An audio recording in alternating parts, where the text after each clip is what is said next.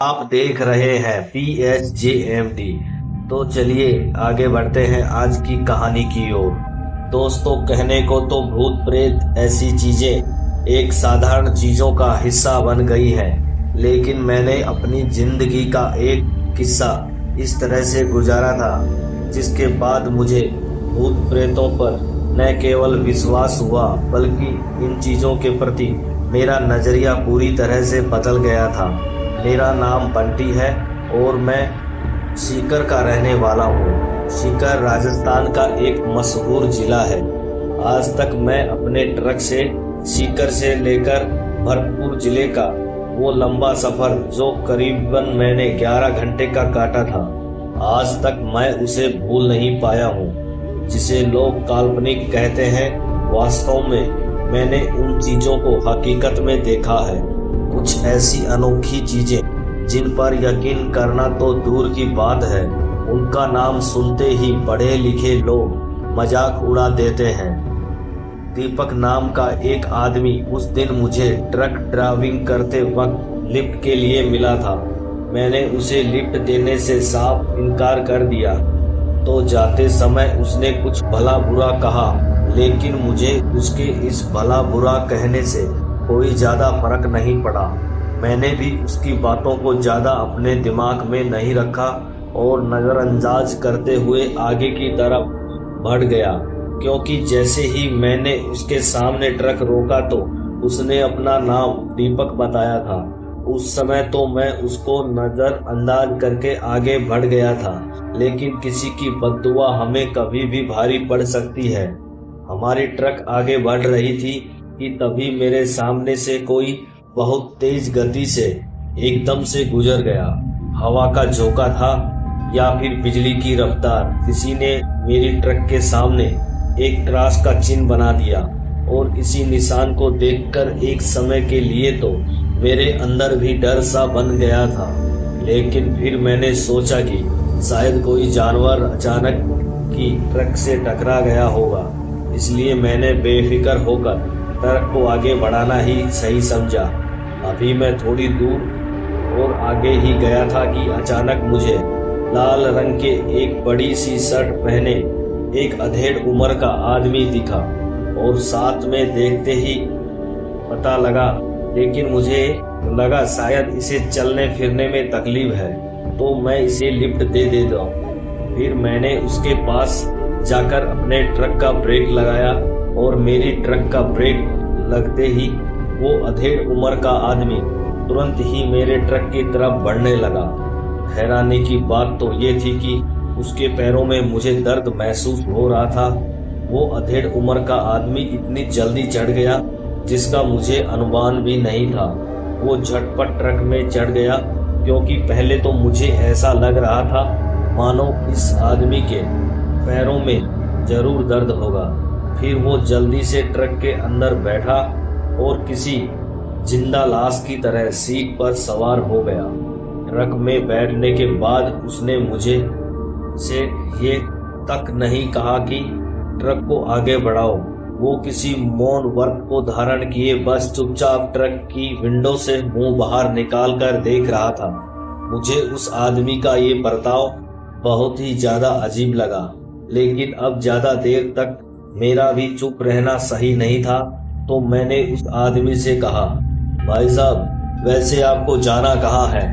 तभी उसने हल्के से गर्दन हिलाई और मेरी तरफ देखते हुए बोला, जहाँ तक तुम जाओगे। उसका ये बड़ा ही विचित्र सा जवाब सुनकर मेरा मुंह खुला का खुला रह गया। फिर मैंने उससे कहा, अरे भाई साहब, मैं आपको पूछ रहा हूँ आपको कहाँ तक जाना है। लेकिन एक बार फिर उसने मुझे यही जवाब दिया। फिर मैंने कहा, लेकिन मैं तो इससे नीचे नहीं उतरने वाला। और अब तक उस आदमी की बातों से मैं बहुत ही ज्यादा गुस्सा हो गया था। तो मैं थोड़ा उसके ऊपर चढ़ते हुए बोला, अगर तुमने सही से मुझे नहीं बताया तो मैं तुम्हें यहीं उतार दूंगा और मैं तुम्हें लिफ्ट देने वाला भी नहीं दोबारा से। शायद मेरी इस बात से उस आदमी पर कोई फर्क नहीं पड़ा और फिर मेरी तरफ घूमते हुए बोला, मुझे मंगलपुर जाना है। लेकिन ताजुब का सवाल तो ये था कि उस आदमी को कैसे पता कि मुझे आज के दिन पूरे की पूरी डिलीवरी मंगलपुर में ही करनी है। हो सकता है मैंने ही पहले बताया हो। अब मैं ये सोचने लगा, लेकिन मैंने तो उससे बात करना भी अभी अभी शुरू की है, फिर उससे इतनी जल्दी कैसे पहचान लिया कि मैं मंगलपुर के लिए निकल रहा हूँ।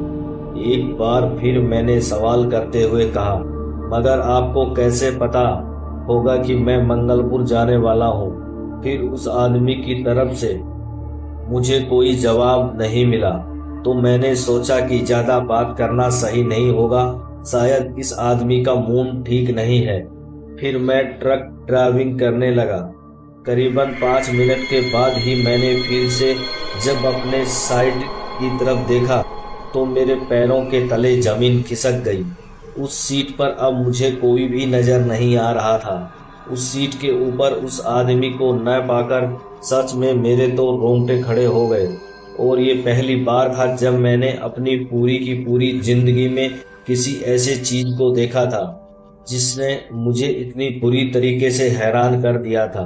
मैं आवाज देते हुए बोला, भाई साहब, आप कहाँ के हैं?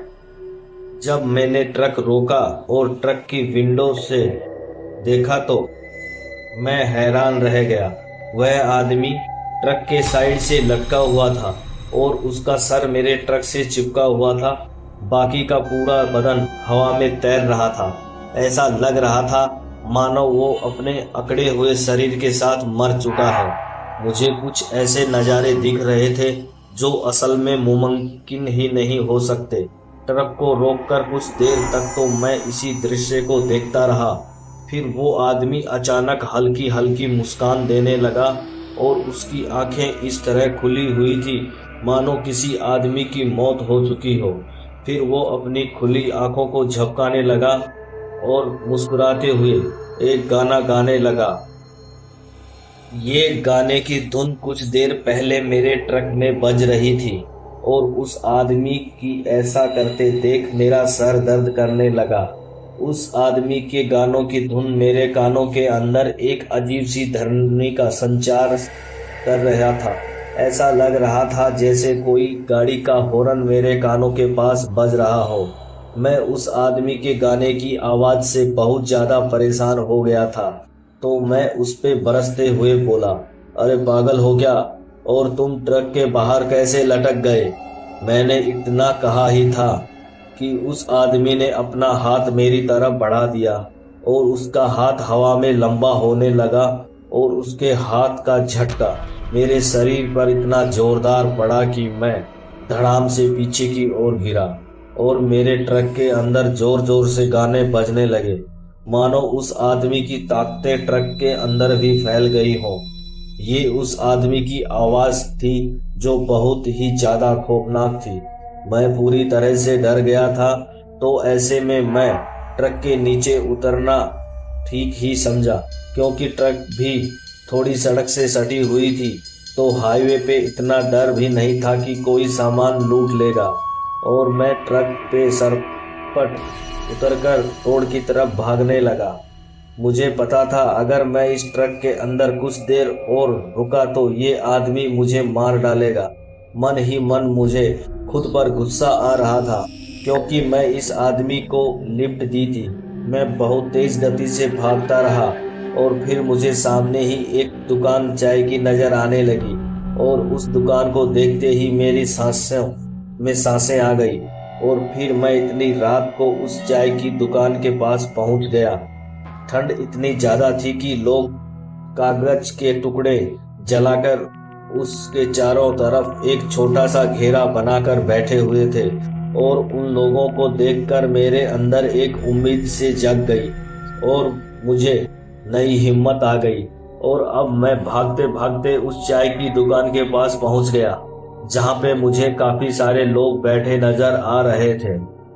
फिर मैं उनके पास पहुंच गया, लेकिन उन सभी का व्यवहार भी मुझे काफ़ी अजीब सा लगा।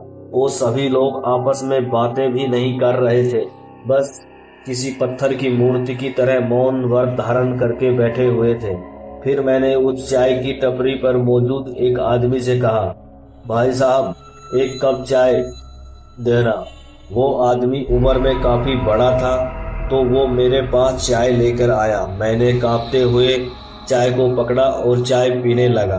तभी मुझे उस चाय में मौजूद उस सफ़ेद जैसी चीज़ पे गई।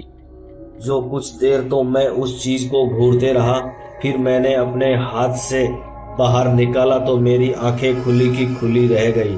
बदन में एकदम से बिजली का झटका सा लगा। मेरे हाथों में एक अजीब सा डर बैठने लगा। मुझे लग रहा था मानो मैं गलत जगह पे आ पहुंचा हूँ। अभी अभी एक प्रेत से पीछा छुड़ाया ही हूँ कि अब 4-5 और प्रेत मेरे पीछे लग गए। इस डरावने माहौल में मैं क्या करूं और क्या नहीं, ये मुझे कुछ भी समझ में नहीं आ रहा था। चाय के अंदर एक इंसान की हड्डी का मतलब तो यही था कि इसमें कुछ तो गड़बड़ है।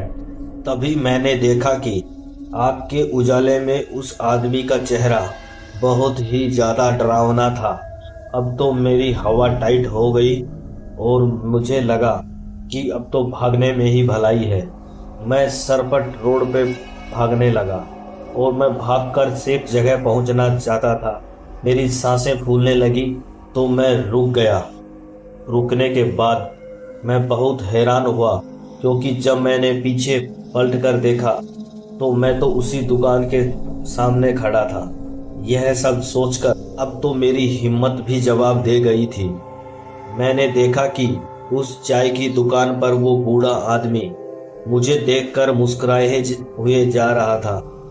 फिर अचानक मुझे क्या हुआ, मैं उस चाय वाले की तरफ बढ़ने लगा और उस जलती हुई आग में एक लकड़ी उठाई। उस लकड़ी को उठाते ही वो आग बुझ गई और एक वहाँ पर रेत का बवंडर सा आने लगा। उस रेत के बवंडर में कुछ भी नहीं दिख रहा था, पर वो कहते हैं ना, जब भगवान एक रास्ता बंद करता है तो 100 रास्ते खोल देता है। तभी मुझे सामने एक टेम्पो आता हुआ नजर आया। मैंने सोचा मैं इसको भी नहीं रोकूंगा, क्या पता इसमें भी प्रेत हो, और मैं ऐसे ही चलने लगा। भागने की तो हिम्मत नहीं थी मुझ में, पर उस टेम्पो वाले ने मेरे पास आकर रोका और मैं झट से उस टेम्पो में बैठ गया। फिर उस टेम्पो वाले ने बताया कि इस हॉन्टेड रोड पर भूतों का बसेरा होता है और यहाँ कभी भी किसी को लिफ्ट देना नहीं चाहिए। मैंने तुम्हें इसलिए लिफ्ट दी क्योंकि मैं समझ गया तुम इंसान हो, क्योंकि तुम्हारे सर के ऊपर ये खून का निशान है। फिर मेरे दिल में थोड़ी खुशी आई और मेरे जी में जी आया, क्योंकि मुझे लग रहा था अब मैं सेफ हूँ। फिर उसके बाद मैंने कभी भी नाइट ड्राइविंग नहीं की। अगर कभी करी भी तो मैंने किसी को भी रात में लिफ्ट नहीं दिया। तो आज की कहानी यहीं पे समाप्त होती है।